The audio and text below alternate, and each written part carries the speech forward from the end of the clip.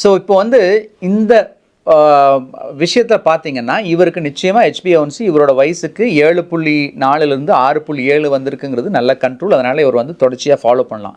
ஆனால் எந்தெந்த விஷயத்தை வச்சு இவருக்கு சக்ஸஸ்ஃபுல்லாக நடந்திருக்குங்கிறத நம்ம புரிஞ்சுக்கணும். முதல் விஷயம், எவ்வளோ வருஷம் சர்க்கரை இருக்குது அப்படிங்கிறது. இவருக்கு இப்போ தான் சர்க்கரை வந்திருக்கு. ரெண்டாவது, இவர் குடும்பத்தில் சர்க்கரை இல்லை. ஸோ ஜெனட்டிக்காக சர்க்கரை வரதுக்குரிய வாய்ப்புகள் கிடையாது. ரெண்டாவது, இப்போ சமீப காலமாக தான் சர்க்கரை வந்திருக்கு. ஸோ யார் முயற்சி பண்ணாலும் இந்த மொதல் விஷயத்தை நல்லா புரிஞ்சுக்கணும். சொன்ன 3 விஷயத்தில் முதல் விஷயம், மருந்து மாத்திரைகள் இல்லாமல் யாருக்கு ஈஸியாக கண்ட்ரோல் ஆகும் அப்படின்னா, ஜெனட்டிக்காக அவங்க குடும்பத்தில் சர்க்கரை நோய் இல்லாமல் இருக்கணும். ரெண்டாவது வந்து சர்க்கரை சமீப காலமாக வந்திருக்கணும். ரொம்ப நாளாக சர்க்கரை இருக்கவங்க இதை முயற்சி பண்ணோம் அப்படின்னா சக்ஸஸ் கிடைக்கிறது வாய்ப்புகள் கிடையாது. ஸோ இதுதான் முதல் point, duration of diabetes, recent duration or newly spotted டயபெட்டிஸ்ன்னு சொல்லுவோம். அடுத்து இவரோட ரெண்டாவது நோட் பண்ண வேண்டிய பாயிண்ட், இவரோட சர்க்கரையோட அளவு.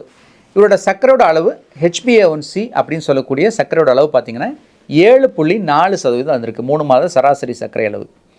ஸோ யாரெல்லாம் அந்த முயற்சியை பண்ணலாம் அப்படின்னா, 8% இருக்குது, இது வரைக்கும் மருந்து மாத்திரையே தொடங்கலை அப்படிங்கிறவங்க தான் இந்த முயற்சியை பண்ண முடியும். ஏன் அதை நான் சொல்ல வரேன் அப்படின்னா, ஒவ்வொரு சிகிச்சைக்கும் அதோட வீரியம் எவ்வளோ இருக்குது அப்படிங்கிற ஒரு கணக்கு இருக்குது. ஒரு மாத்திரை கொடுத்தோம்னா அந்த மாத்திரையோட வீரியம் எவ்வளோ HbA1c அது குறைக்க முடியும் அப்படின்னு. அப்படி பார்க்கையில் இந்த வாழ்க்கை முறை மாற்றம், அதாவது உணவு கட்டுப்பாடும் உடற்பயிற்சியும் செய்யும்போது எவ்வளவு நம்ம சர்க்கரையை குறைக்க முடியும் அப்படின்னு பார்த்தீங்கன்னா, ஒரு 1.5லேருந்து 2%, ஸோ 1.5லேருந்து 2% வரைக்கும் அது குறைக்க முடியும்.